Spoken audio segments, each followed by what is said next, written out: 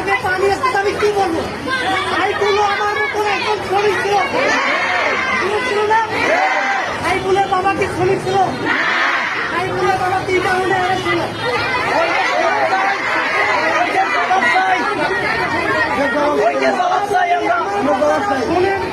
আমি এখন যে